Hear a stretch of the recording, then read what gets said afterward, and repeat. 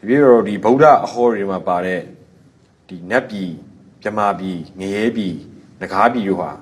ဗမာရှိပါသလဲဗျာတပြည့်တော့အနီးဆက်ဆုံးဘလို့ပုံဖော်လို့ရနိုင်ပါလဲရှင်ဗျာ ပြည်လို့ဆိုတဲ့အတိပ္ပယ်ကိုအရင်ကြည့်အောင်မြမပြည်လို့ဆိုတာမြမလူမျိုးတွေအများစုနေတာ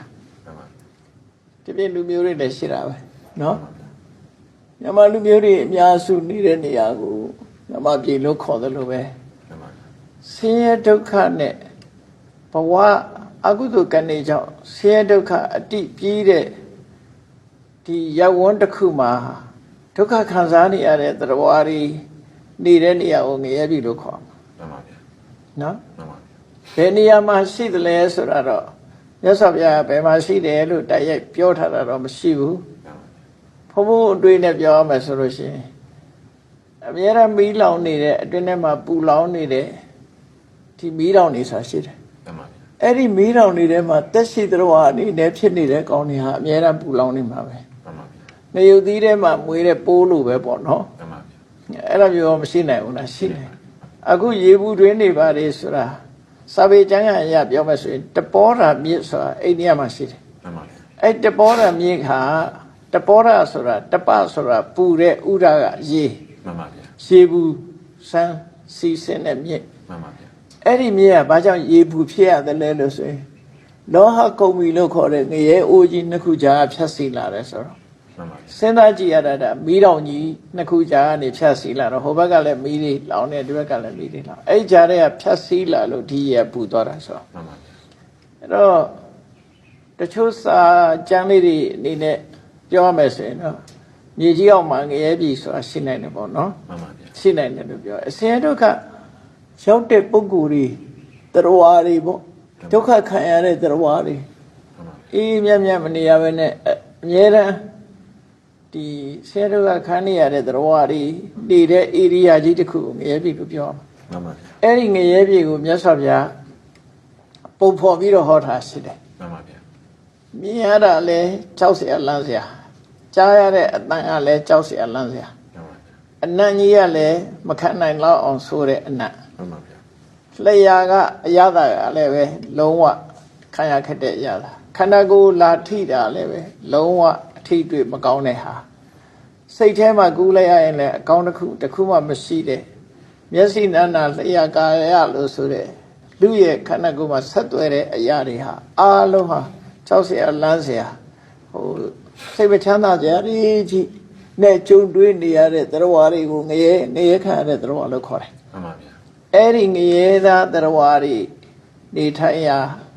ဧရိယာကြီးတစ်ခုငရဲပြည်လို့ပြောတာမှန်ပါဗျာနတ်ပြည်ဆိုတာကတော့လူတွေနေတဲ့နေရာအပါဝင်လို့ပြောမယ်ဘာလို့ဆိုဘုံမစိုးနတ်ဆာရှိတယ်မှန်ပါဗျာတပည့်ဆက်ကြတဲ့မှာဘုံမာနံဒေဝနံတတ္ထံသုတ်တော်ဟာမှန်ပါဗျာသတ္တုမာရာဇိကဒေဝါလို့ဆိုပြီးတော့လူပြည်မှာလူတွေနဲ့လက်ပွန်တရီနေတဲ့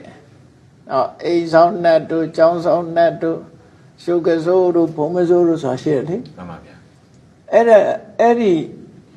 သူတို့ရဲ့နေထိုင်တဲ့ area ဟာဟိုအထက်လွတ်လပ်တဲ့အာကာသအထီအောင်သူတို့ချမ်းသာဒုက္ခနဲ့ပြည့်စုံတဲ့တရားတွေနေထိုင်တဲ့နေရာကိုနတ်ပြည်လို့ခေါ်တာပဲမှန်ပါဗျာပြမဆိုတာကသူကမြင့်မြတ်တဲ့စိတ်နဲ့အမြဲတမ်းနေကြတယ်မှန်ပါဗျာမေတ္တာကရုဏာမုဒိတာဥပေက္ခဆိုတဲ့ပြမစိုးတရားနဲ့အမြဲတမ်းနေတယ်သို့တော့ပြမပြည်ကိုရောက်တာဒါနနဲ့သီလနဲ့တွေမရောက်ဘူးမှန်ပါဗျာတပထကျင့်စဉ်တစ်ခုကိုပေါ့ပေါ့ရောအောင်မြောင်ကျင့်နိုင်မှပြမပြည်ကိုရောက်တာဖြစ်တယ်မှန်ပါဗျာအဲ့ဒါလေကျင့်စဉ်ချင်းတူတဲ့ပုဂ္ဂိုလ်တွေဟာဇန်လို့ခေါ်တဲ့ဟာပေါ့နော်မှန်ပါဗျာတပထကျင့်စဉ်ကျင့်လို့အဲ့ဒီအကြောင်းတရားတွေတူညီပြီးတော့ရောက်ရှိသွားတဲ့ပုဂ္ဂိုလ်တွေရဲ့နေထိုင်ရာဧရိယာတစ်ခုကိုပြမပြည်လို့ပဲပြောရမှာပေါ့မှန်ပါဗျာနော်နဂါးပြည်ဆိုတာကတော့စားရဲပေတဲ့မှာတော့သူကပင်လယ်အောက်မှာအဓိကအများကြီးရှိတယ်ပေါ့နော်မြင့်မို့တောင်အောက်မှာလည်းရှိတယ်လို့ဆိုတယ်အဲ့တော့နဂါးလို့ဆိုတာပမာပြည်ကနဂါးဆိုတာတော့ပကြီးဆရာတွေရဲ့ကောင်းမှုနဲ့အချွန်တက်ပါမနဂါးလို့ထင်တယ်မှန်ပါဗျာအိန္ဒိယနိုင်ငံမှာဆိုလို့ရှိရင်ဒီကောဘရာဆွဲမွေးဟောက်ကြီးတွေကိုလေမှန်ပါဗျာ နာဂါလို့ခေါ်တာ မှန်ပါဗျာ အဲ့ဒီနာဂါကနေနဂါလို့ပြောလာကြတာ မှန်ပါဗျာ အိန္ဒိယနိုင်ငံမှာနာဂါဆိုတာအဲ့ဒီပပြင်းထောင်နဲ့မွေဟောက်ကြီးတွေကိုအဓိကထားပြီးတော့ခေါ်တယ်ဗမာအယူဆနဲ့နဂါဆိုတာဒီကနေ့လူတွေကမတွေးကြတော့သူကမွေဟောက်တို့ဘွေးတို့ပေါ့နော် မှန်ပါဗျာ အဲ့ဒီအကောင်တွေကိုနာဂါလို့ခေါ်တာ မှန်ပါ အဲ့တော့အဲ့ဒီအကောင်တွေကမြေကြီးအောက်မှာလည်းရှိတယ်အကောင်ကြီးကြီးတွေကြတော့ပင်လယ်အောက်မှာလည်းရှိတယ် မှန်ပါဗျာ အဲ့ဒါသူတို့အများဆုံးနေတဲ့ဧရိယာကိုနဂါပြေလို့ခေါ်မှာပေါ့နော်ဒါကတော့တရားတွေရှိတဲ့နေရာတစ်ခုအများဆုံးရှိတဲ့နေရာတွေကိုရည်ညွှန်းပြီးခေါ်တာပါ မှန်ပါ